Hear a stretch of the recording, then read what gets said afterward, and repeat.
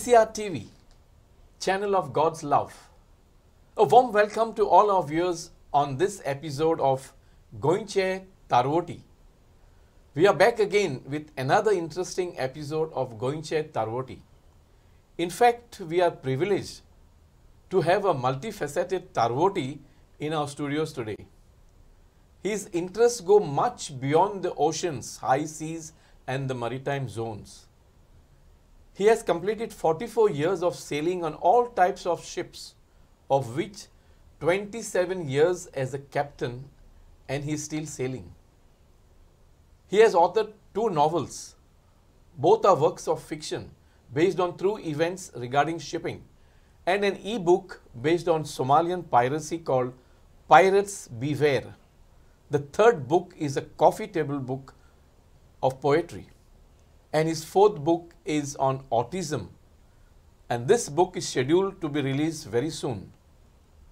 Thereafter, he has plans to release a series of cookbooks. He is the founder of an NGO, the Healing Center, which is based in Margao. Saying he is simply fantastic would rather be an understatement. We welcome an amazing guest, Gõyche Tarvotti, an established English author and master mariner, Captain Norbert Rebello.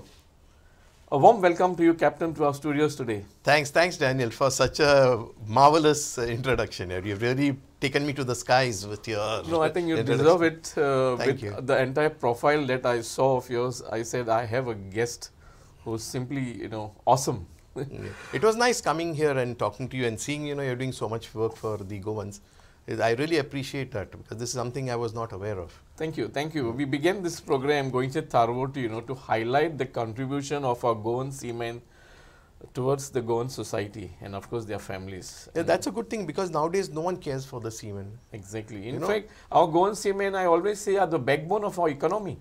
Yeah, they are the backbone of our economy because you see, earlier people used to live in Goa. Because there were no jobs, they used to go to Bombay. Then they used to stay in clubs. Then from those clubs over there, they used to find jobs, go to the shipping office, get a job. And you see, till today, the best cooks in the world are from Goa. Correct. And even a foreigner will tell you, a British or a European, you have a Goan cook, they are very happy. Okay, Captain, let's set the ball rolling, Could you tell us something about the place of your origin in Goa and about the family history of any seafarers? See, basically, I'm coming from a Goan family. My father is from Kavalosi in Goa. But his father went to Bombay in search for a job. And that's how he remained there. We have uncles who were chief stewards that time. Chief stewards then were, considered very posh. But no one was there who was actually a proper officer. So then it is only me and my cousins who came out to sea. Later on, we got into this line where, there is more respect. So, was this an inspiration for you to go and select shipping as a career option for you? Not really. I was never interested in shipping, to tell you the fact. I was very much interested, how it is in college. You have friends who wants to become cops. They had the pull, I didn't have. So I wanted to become a cop. I got through all the exams. I see. But financial crisis was such that my father couldn't, afford to get me there. Okay. So then he told me, go out to sea. And as a young guy, how we think, no, we must not study anymore. I said, I'll become a radio officer. Okay. Yeah, so that was one post that was very popular. Yes, it was very popular. Yeah. And Shell and Besides all the Shell and all were advertising a lot for it. My father said, no, son. I will never allow you to go here. I will make sure you go as a deck cadet. I see. You study, you get through your 12th, and I will slog for you and make sure you get in. And that's what he did. So today, basically, I'm still sailing because of my father's advice. And he did his advice because he told me, don't do that. Rise on top. Don't stagnate yourself. And that is exactly what I have done. So you must be very thankful and grateful to your father's advice. Yes, my father was my best friend. You're not only a father. So it was really good that he stood in, and I think all our Goan parents always stand by their children, and that is the good thing about them. Yes. But they should think a bit and advise them like what is the right thing to do or not, because during that time of growing up, we have different thoughts. Right. And our minds are not You steady. are at the crossroads, like, of decision making. At Yeah, that that's age. true. You That's are not true. firm. Yeah. Well, okay, Captain, you are now sailing for the last 44 years, as you said, as I know. And like, say, 4 decades ago, what were the inducement, to choose or opt a career for a maritime profession? When I joined shipping, it was not all that easy, but much easier than it is today. Because, yes, because then most of the parents wanted their children to become doctors or engineers, something in that profession. And then IT came. Then, if you had done your 12th standard with a good percentage with physics, chemistry, maths, and that was the requirement by the government. So, if you had done that, and then you had some companies entrance exams and some interviews, you could get through. Okay. Now it's become a big, I cannot say exactly money making racket, but people in this are making a lot of money because there are thousands of seafarers, so thousands of boys, especially our Goans, who do various courses. Some of them do Open CDC, some of them do this GP rating course, and they try to get a job, but they don't get a job. They are struggling. There are junior engineers, there are mechanical engineers, there are deck cadets. What I don't understand is why they don't survey the market first and then join a standard institute that will give them placement. Okay, okay. So you mean to say the ground study is not done well by the youngsters looking for a career on the ship? Yes. This is what exactly you mean to say? The ground study is not well done very well, number one. And number two is they are in a hurry to get things done. They want, sometimes you feel, no, this is the easiest way to get it done. But the easiest way is not necessarily the right way, or you will not finally land in the profession that you want to. Captain, since you have raised a very valid point, and most of our youngsters now look for a career on the ship and all, whether it is a cruise liner or whether it's a cargo merchant navy ship. But do you think this particular field lacks in career guidance, specifically for maritime profession? Yes, career guidance for maritime industry has never been introduced by anyone. I have never heard about it also. So it is asking this from you. It is only our MLA who has come, Captain Venzi Viegas, who has been a master. Okay, he has sailed as a master and he has sailed with some of my juniors. He is the person who has taken interest, got some shipping companies and actually gone to school and colleges to do this career guidance. So he is the first person I have seen in this industry who is taking interest in people and the seafarers and the fishermen and all the community. He has done a lot. He is a guy, he is a person who is a captain, so he knows what he is talking about. Absolutely. Yeah. But career guidance has never been, especially for seafarers, has never been a topic raised in Goa. So you suggest, or rather, are of the mind that this should be a more organized kind of a thing, the career guidance? It should be more organized. It should be at some level. It should be at some level. 11, yes, because I think a child basically decides, he cannot make his own decision, but he has something, okay, I'll be a doctor, I'll do. But is it the right job for him? Do you think, will he succeed in that? How many of us are becoming famous doctors and engineers? To come out to sea, it's become very competitive nowadays. So, if you want to come out to sea, you have to prepare first. Start studying. That is the first thing. Once you have a good base of studies, you get your 12th, then it becomes easier, because to join as an officer nowadays is easier. Earlier, there were many people who used to come out to sea, through the ranks and become officers. Nowadays, most of the companies are not even accepting them. I see. So, that is my advice. If they study, like many people say, I'll do the GP rating course and I'll become a captain. I'm not saying you cannot become. Yes, you can. But the struggles are more, and it is, like a futile journey. You never know, because companies, once you get through your exams, no one wants to take you. Okay. Now, Captain, coming back, you joined, you said, as a cadet, and it has been a long journey for you. How challenging and difficult was it for you for the upward mobility to the level of a master mariner and captain? When I first joined shipping, I joined as a direct entry cadet. That means I had to do 36 months sea time. That time, the conditions were not good, in the sense the ships were different, the ships were old, and there was a lot of ragging. I see. So, yeah, I went through all that ragging. But later on, once you get accustomed to sea life, you take a liking to sea life. I see. Let's take the biggest advantage of sea life. Where else in the world will you get a salary, get your food, get bed, get everything all paid for? And that too tax free. And that is also tax free. I only hope, the Indian government actually looks into this tax free issue, because other country sea sailors, like seafarers, I sail with a lot of Filipinos. they do not pay any tax whatsoever. And even if they buy anything from abroad when they're taking home, they are not paying any tax on any electronics. So we as seafarers, why can't the government look into this? Why should they tax us for something that we are bringing into the country? It's foreign exchange. No one recognizes what we do. Maybe during the times of COVID or even now, when there is so much of turmoil in the Red Sea, people are still sailing. Correct. Who is recognizing us? No one is recognizing the effort we put. If during the COVID times we did not sail, trade would be stopped. Trade would have come to a standstill. There would be no food. Exactly. But no one realizes that we are always scapegoats and we are people who are just considered worthless, when actually we should be on the priority that these people should be given the best treatment, because they leave their families, they go out to sea for so many months. What we sail out at sea besides piracy and terrorism is a lot, because there are sleepless nights. Sometimes you cannot even sleep, but you cannot wake up the next day and say, no, I'm not going to work. You have to work. Yes. When the seas are rough and rolling and pitching, life is hard. Life is hard. This is something that the man on land doesn't understand. And this is exactly what you want to see. Yes. Am I right? That's right. And because silently you got to do your thing. Correct. That is and true. there's nobody to turn back, look at the side also. And yes, your family is also back home. Yes, your family is back home. Situation is quite, very delicate kind of a thing. Yes, it's very delicate. Nowadays it's easy because you can at least talk to your family. Yes. Earlier, it was very difficult. It was snail mail. You send a letter and it reaches, by the time the person gets it, by the time you are off the ship. Yes. Sign off. Yeah, but that is part of life. Things have happened like that perhaps in the past with many of your colleagues. Many. Captain, now when you come to our Goan youth, now what are your observation, and are the Goan youth really inclined towards maritime profession? And if they are, what are they looking at? Are they only looking at the cruise liners, or they want a kind of a different life of officers on board in the... See, basically, as humans, leave Goans, we tend to take things that are easy.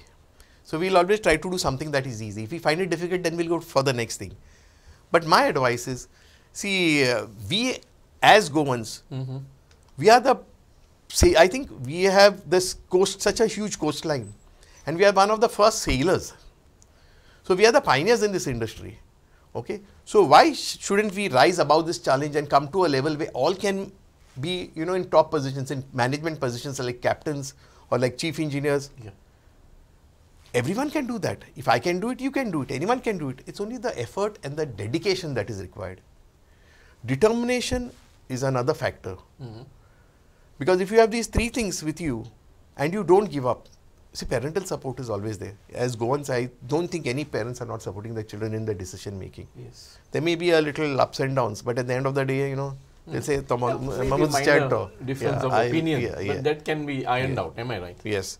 So, only thing our Goans, they should decide, okay, I'm going to do engineering, or I'm going to do, on shipping, in shipping.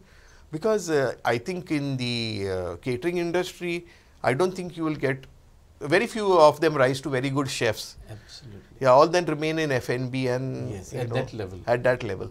And considering that, when I first went out to ship, I was surprised because all the officers were from north, and they never even seen the sea, and we all are cooks and butlers. So it was very shocking for me. And then I thought of bringing up awareness. I was living in Bombay. When I came to Goa, it was very difficult for me because I'm a Bombay guy, and it was difficult to get around the people. But today, by the grace of God, I've got in touch with many people. Captain Venzi is there, who always helps anyone, not only sailors. And he's brought a lot of awareness. And I intend to help him and, like him, bring awareness to people.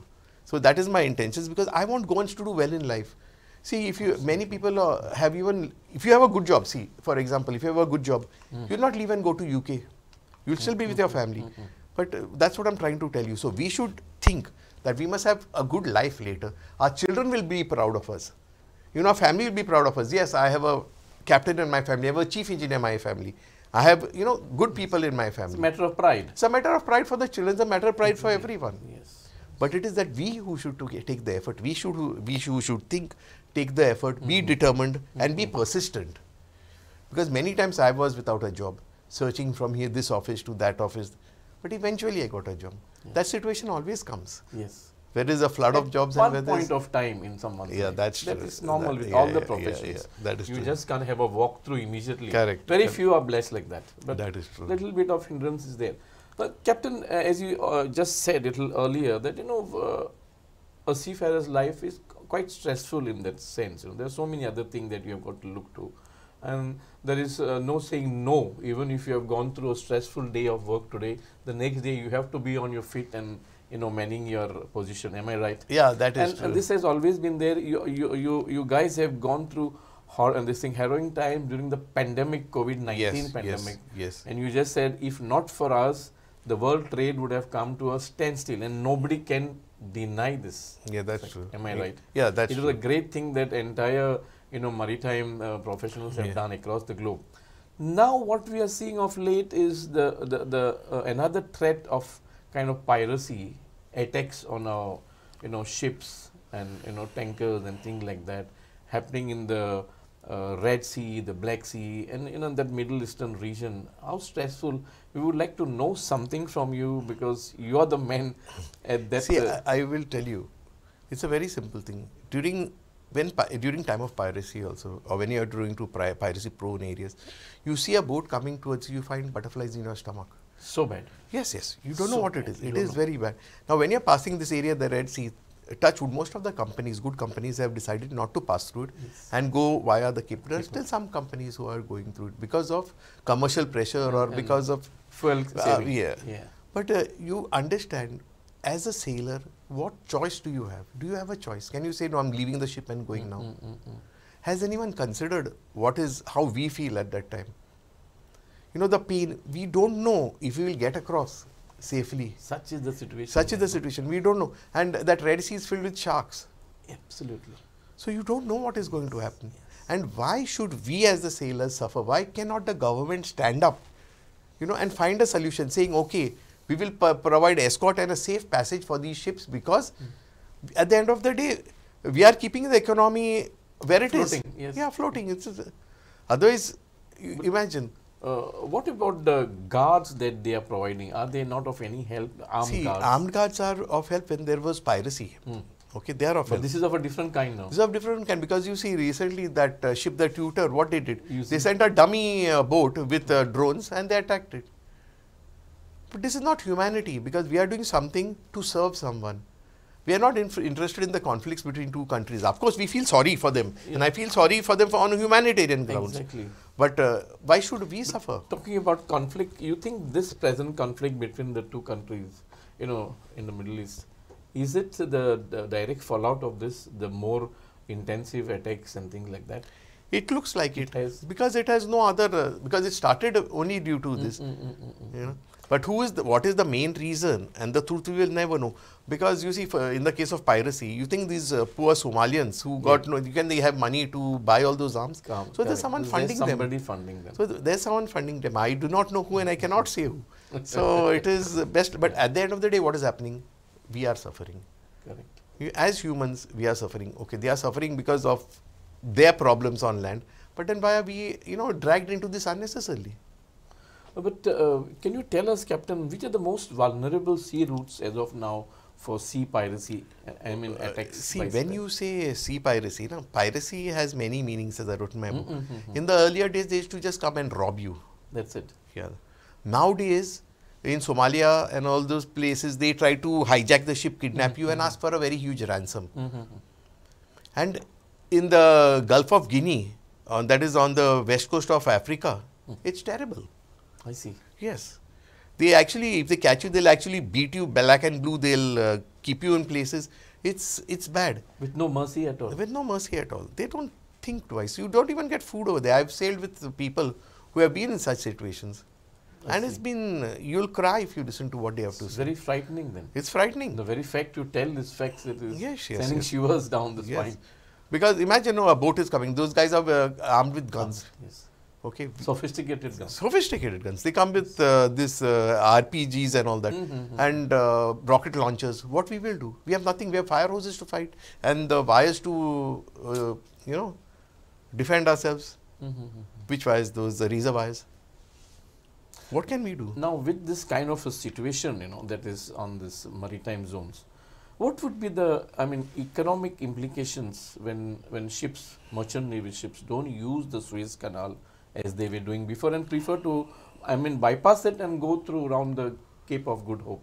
See, it's a longer route. It's a much longer route. So, economic implications will be there? Of course, it's going to be there because the cost is going to increase. Yes. Because first they had a shorter route, the distance was less, the time taken was less. Now you just imagine if we are taking something, say a cargo, and we are taking it from A to B, but now instead of A to B, we have to go via Z. The distance increases, fuel increases, cost of fuel increases, then what? The voyage increases, days increase. Everything. So then there's definitely it's going all to be interrelated. It's all interrelated. It's all like the and price of finally, petrol, no? Who suffers is the trade. Is that trade and then the end consumer. End consumer always suffers. That is true. That is true. In this situation, no, Captain, how does the captain of a ship normally keeps his staff motivated, the officers and the crew? See, it is a very stressful situation. You said the moment you see a small vessel approaching, you never know what is there, and how are they going to come towards you.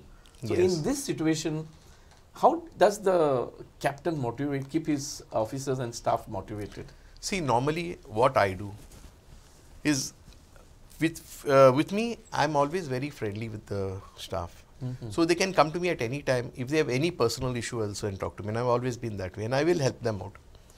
So when I'm on board, they are comfortable. But the important thing when you're going to piracy area is your preparation. Because if you are well prepared, a pirate will think twice before attacking you. So what we do, we see what, the areas where piracy have taken place. We see where, which was the last boat seen around. We collect reports. Then we form a plan. Okay. We have a plan. So in that plan at a certain area, we will start raising the, rigging these razor wires, which is a deterrent to them to come because, then we'll start having fire hoses. Then we have something called a citadel, where in case last resort we can go and lock ourselves in, and then we have a phone and other equipment where we can ask for help. Including, I think, the supply of food and all. Just a little supply of food and water is kept there, just in for maybe for 3 to 7 days. This is your defense system. This is the defense system, yes. Then we have to wait for help. But the main thing is not to allow a pirate to come on board. Is there no system kind of intelligentsia which will give you kind of a warning maybe a few hours before? Not few hours before. Even take a different route and divert. See what happened? These guys, they have mother boats. They are big boats which have a smaller boats. So take these small dinghies or small crafts on their big boats, and they go miles into the sea. So you don't know where they are because they are moving. But we get reports, intelligence reports, that they were last seen in this area. They are moving in this area. There are reports. So accordingly you take your precautions. You take this, and then we have someone called a company security officer. So we talk to him, we deal with him before going there. So we have drills. We are well prepared. And God forbid anyone ever has that experience of having a situation like that. Situation like that. Well, okay, you have already penned a book on piracy. Pirates Beware. Can you briefly, very briefly tell us, give us a kind of a running this about your book, and what prompted you, because you experienced something like this that was actually the reason for coming out with this book? No, by the grace of God, no. I have never gone into a garden. I've got involved with this small piracy where robberies, armed robberies and all are concerned. But nothing where this, to this extent of kidnapping and hijacking. What happened is when the ship started getting hijacked, I was very much interested in what is the reason. Of course, it is financial gain for someone at the end of the day. But so many other people were suffering. And there was a ship which I'd rather not name, it was a super tanker which got hijacked. And I went into the details. In my book, it's not only about the hijacking of the ship, it is how the people were suffering and how all the unions, whom the seafarers had, they just failed. They did nothing for them. They just turned a blind eye on them. And these seafarers were suffering there for so many years. So I thought if I write something, people will understand. And here I've also put in the culture of the Somalians for the people to understand how they are. They are not people who are born in riches or who have so much of money that they can fund an organization. So this funding is definitely from outside. So this is what prompted you. This is what prompted. It will be an eye-opener. And awareness. So they know exactly. It tells you everything regarding how the unions dealt with the people, not only the Indian Union, but even the countries abroad. Like certain European countries said, we don't deal with, terrorists. But what about the life of the people over there? What about the life of the people who are slogging for you day and night to get you food? Absolutely. To get you your supplies. Okay, Captain, let us little bit change our course now. Let's talk about you as an author. Okay, you know, it's very rare to find a sailing captain, you know, and going into writing a book and publishing them, not one but two but three, and then you have still more lined up, you know, that the topics and the subjects are already simmering and they'll be coming out soon. Let us talk briefly about, so that we take a little Yeah, shift sure. course. You know, I have a lot of books in my mind to write. Okay. Yeah, lots. But what happens, unfortunately, you know, I cut down on writing because most of the people, no, they'll rather buy a glass of beer and have a good time than buy a book. No one wants to buy a book. This is Yes. absolutely. So I think a book gives you knowledge. Till today, I read. I read voraciously every day without fail, and that is how I have so much of knowledge and so much of understanding. See, regarding writing the book, your question was what prompted me to. Yeah. Talk about yourself as an author. See, as an author, I was very fond of reading right from the beginning. Mm-hmm. My mother, my sister, all my family, they are all from a family. We are all teachers. Mm-hmm. All of them are teachers or principals. So there were books in the house, and I started reading. Okay. And you know, I'm coming from a very poor family. Nothing much to do. That time there was no TV, so I started reading voraciously. Mm-hmm. And it was there that I found that I, you know, could actually visualize what was happening in a book. I didn't require a movie. And that's how I said, I'll try to write. And God has blessed me. But I wrote well. You know, writing is not a child's play, you know, Captain. But how do you actually balance or divide your time between sailing and, you know, coming back to your desk and putting your thoughts on paper? See, basically, Daniel, we all have 24 hours a day. Absolutely. How we spend it is left up to us. Mm. And how we best utilize it is left up to us. I'm a guy who rarely watches TV. Mm-hmm. You know, I'm not a TV fan. Okay, maybe I'll watch some sports once in a while. But I spend most of my time trying to read, write, gain some knowledge. And I also sketch a lot. So these are the things I do. And I think what this helps me, you know, to keep my mind also creative. Yes. And it keeps me thinking also. So when I'm stressed, when I have a problem, I'll sit down, I'll sketch or I'll write. So that is how it started writing. And writing is nothing new to me. Okay. Because I'm coming, my mother is the brothers of, I don't know if you heard of the famous press Cine Times. It was the Romy Konkani press in Bombay, which was run by the Ellie brothers. Yes. So she is the sister, she is the sister of these three brothers. You mean to say Enceladus the Ellie and Elliot the Ellie? That's right, yeah, my uncles, they are my brothers. You are their nephew? Yeah, I'm their nephew, my I have, brothers. just for your knowledge, I have interviewed your Yes. Uncle Enceladus the Ellie. Yes. Right at his residence in Ambauli. Yeah, Ambauli. Am I right? Yes. Kunkuli, Ambauli. So it's a very small world, Captain. Yeah, it's a small world. Surely it is. So writing is in the genes, I can say. Yes, for sure. It is for sure. Am I right? Genes, yeah. Because it came naturally to me. I have not gone for any classes or anything. Now, considering all this, you know, your sailing time, you know, very stressful time when you're sailing, you know, and then you take a break home. Actually, on an average, how many months do you actually spend with your family, and with all this engagement of your writing books, running an NGO, and you said you got so many things in mind to write. Good thing is you don't watch the TV much. Basically, it's time management. Time management is very important in life, and I think we must put our priorities in the right place.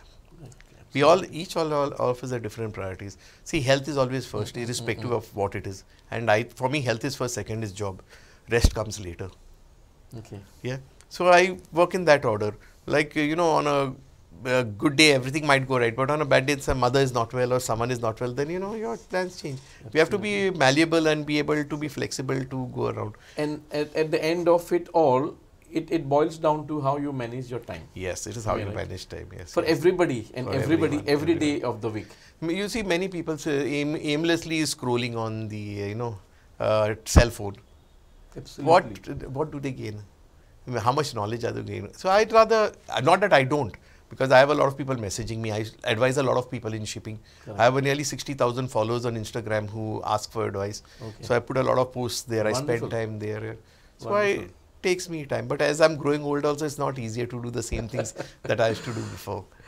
Captain, could you share some memories with us, during your sailing time, especially during the pandemic period, COVID-19, and what What incident actually touched you as a human being and as a master on the ship?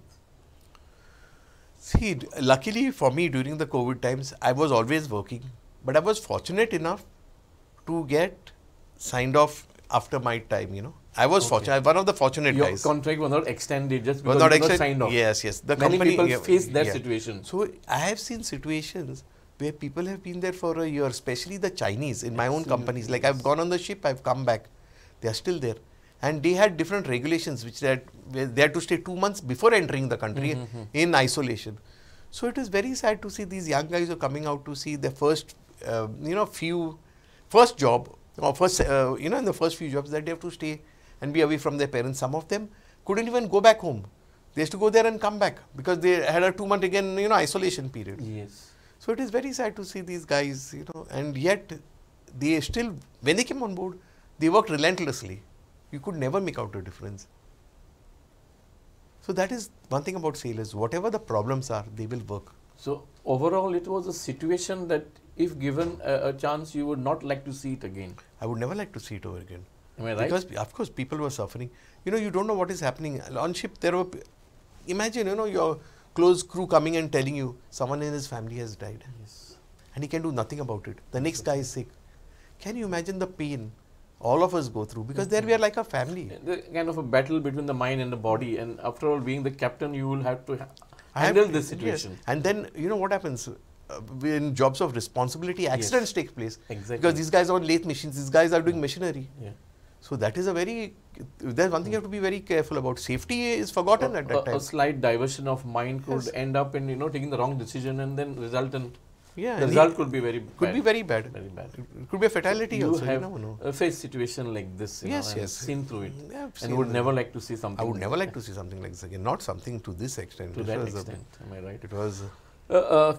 Captain, with all your experience as a seafarer of the last 4+ decades, and as a captain of a ship, what would be your advice to our government, so that he can create the infrastructure, the institutions, so that the Goan boys, because we have a long history of seafaring as far as Goa is concerned, That's generations and generations, okay? That's and true. we have to go on to the next level. So keeping all this in mind, what would you suggest to our government actually, how to go about building the infrastructure, institutions, so that the youngsters from Goa who have an inclination towards doing a career on the sea should join at least at the junior level of a deck cadet officer or engineering officer, something like that. See, what would you suggest? See, I think the best thing to do would be to have career guidance. Decide which people want to go out to sea. The aptitude you see first. Aptitude test. Decide. First. And then you ask the people, okay, which of you like to go out to sea? Now see, everybody is of a different way of thinking. So somebody will want to be engineer, somebody will want to What we must have is an institute which can take care of these boys' needs wholly. We don't need to have, an institute where there are, in the institute you should have a part where it is only for these boys. We are trained specifically for that purpose, specifically. And one thing should be there, the government should tie up with a shipping company to ensure that these guys get a job on sponsorship. Okay. Because you see what is happening all over India right now. To this thing, ensure a placement. The moment their professional studies are done. Yes, that is true. Because what is happening nowadays, government has given thousands of people licenses to open colleges. People who have money, they are opening colleges, they are getting all the licenses. Boys are doing their course, they are not getting jobs. I've seen people coming to me, they have sold their houses to pay fees for the course, and now they don't have money. Then the agents fleece them. Don't you think the government knows that these agents exist? Why can't they clamp down on them? And why don't they tell colleges, okay, I'm going to give you 100 seats if you prove to me that you are tied up with a shipping company which will place these 100 boys. You are thinking 1,000 seats. From where 1,000 seats will come? The amount of colleges and students that are passing out in India, the amount that are passing in 1 year, that is not that many ships in the world. So how will these people get placed? See, placement is going to be difficult. Why? People will work. When I joined, crew was in 80s and 100s. Now we are just 20 on ship. reduction of crew. Absolutely. Number one, reduction of crew. You know, advancement of technology Yeah. has Number has two, brought that change. advancements of technology. Number three, pressure is high. Number four is that the government is not making something definite for people to go. If the government has a plan, okay, we will employ definitely from this college. And when the government is giving a license to the college, tell them, we are giving this license on condition that these guys get a job. What is happening? There's only more unemployment. Because if this field is not open to me, like I tell many guys, don't do GP rating course and all from any other ordinary college, but one with placement, because you will be unemployed after spending so much of money. Put that money to better use. Shipping is lucrative. I'm not saying no, but you must get there. And to get there today is the problem. So there is kind of demand and supply kind of yes, now to some extent. There is to some extent and depends on the ranks. That is very rank to rank. Yes, because now see, everybody, a new guy who joins, he will want to join as a trainee or an OS. And there are thousands of them. It is here where the actual situation arises. So if these guys go to good colleges where there is placement, they'll at least get placed. Once they have some experience, then and if they have that company, if they are good, they will take them again. No? Captain, tell us something about your other interests beside the ocean and the sea. We spoke one thing about the books. I heard somewhere that you are also a founder of an NGO in Goa. I am the founder of an NGO which deals in mental wellness. To put it briefly, my son was born with autism and I knew nothing about it. So I did a lot of research about it and a lot of study, and I thought one day when I can make it, I will start an NGO to help the others so they have enough facilities so the other people's children do not suffer. So here I have therapists who do all the therapies, behavior, speech, I have physio, I have even occupational therapists, and I have doctors attending to the center. So my intention is to help the people so that their child doesn't suffer or have the same difficulties that I had to bring my child up.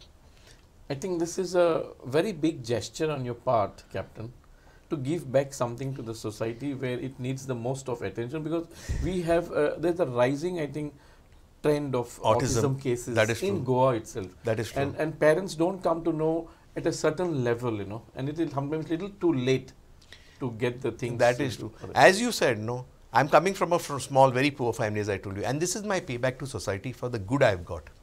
I think if everyone does that, because I think we all progress in life. If we give something back, do something good for the others, we will all be better people. Yes. The world will be a better place. I wish there were some more people like you around in our society. It would have been a better world, a better place to live in. Captain, another question before I take the last question to you. If not a seafarer, would you have gone headlong into writing and been a professional writer or author?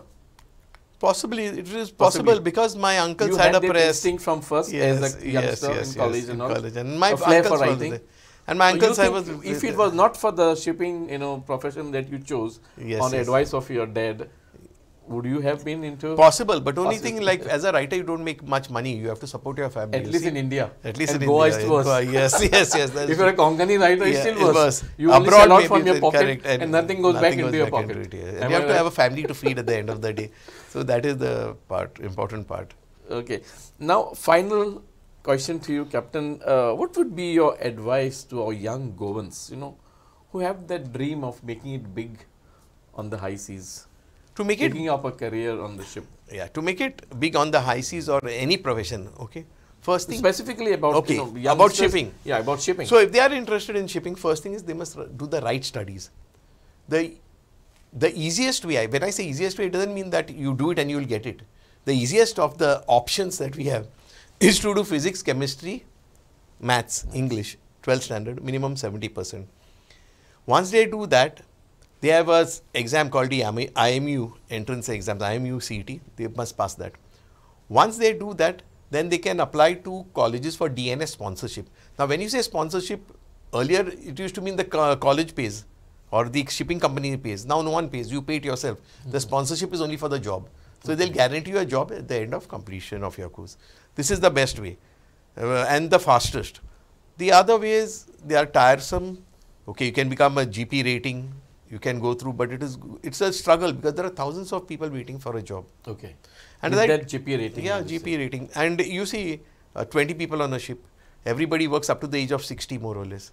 So with so many people coming in, how they'll get a job? Okay, it was a pleasure having you, Captain, in our studios nice today. talking to Thank you you today. so much. Thank you very much. You have given us a wealth of information, I should say. And thank you. Nice talking to you, Daniel, and I thank you very much for calling me on this show. My pleasure, Captain. My pleasure. It was wonderful to have Captain Rebello on our show today. He has given us a wealth of information. He has spoken about his career as a captain on ship. You know, all the difficulties and everything that they face, including their challenges, the professional responsibilities, and also has given a piece of advice to all youngsters who would like to make it big on the high seas. Those of you who are watching it, take Captain's advice seriously. I mean it. Keep watching your favorite channel, the CCR TV channel, for more and more of Gõyche Tarvotti. Thank you.